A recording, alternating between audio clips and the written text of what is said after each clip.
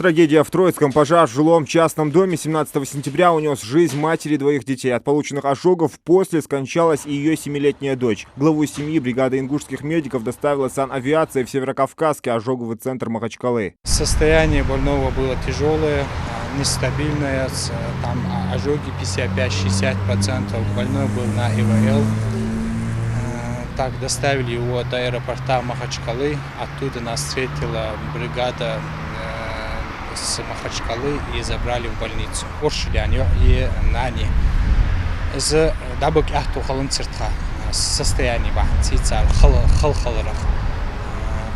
Сып-сып-суат больницы бысыр.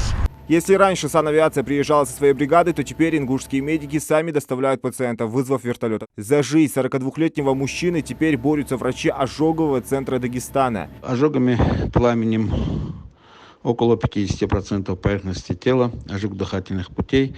Больной транспортирован на санитарной авиации с аппаратом ИВЛ, находится на искусственной вентиляции, госпитализирован он в реанимационном отделении. Сегодня произведена ему перевязка. Ожоговые раны расположены на площади 52% поверхности тела.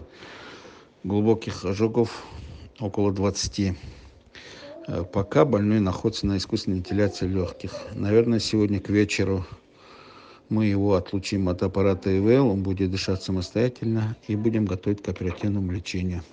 Ему предстоит несколько оперативных вмешательств. Это некректомия с аутодермопластикой.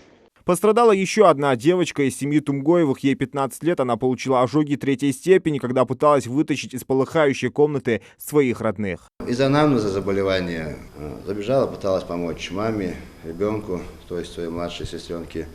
Вызвала она скорую, пожарных вызвала. Вот то, что она как бы рассказала нам, моим коллегам.